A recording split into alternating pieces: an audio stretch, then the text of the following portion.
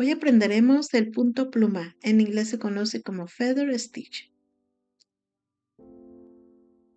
Voy a marcar una línea central para guiar las puntadas correctamente. Saca la aguja en el costado izquierdo de la línea central. La introduces a la misma altura, ahora en el costado derecho. Y sin soltar el hilo, saca la aguja más abajo, dentro de la línea central. Jala el hilo y aquí tienes la primer pluma. Para continuar, entra la aguja a tu derecha respetando la misma altura de la primer pluma.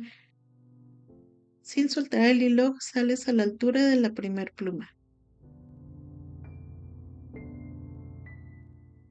Jala el hilo y esta es la segunda.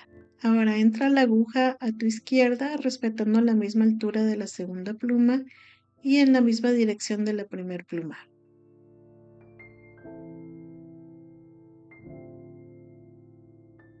Aún no sueltes el hilo, saca la aguja en la línea central, jala el hilo y esta es la tercera pluma. Continúa siguiendo este patrón hasta terminar.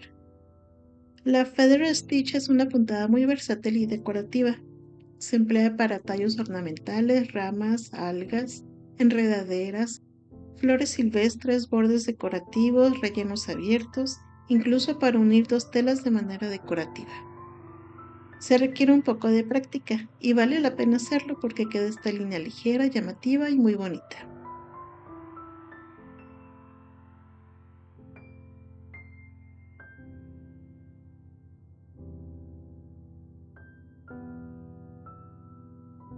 Puedes pulir el contorno con alguna puntada decorativa, en mi caso hice la puntada de tallo, y si marcaste la tela con tinta borrable al calor es momento de borrarla, ya no la vas a necesitar. Te deseo lo mejor y espero verte en el próximo tutorial. Hasta pronto.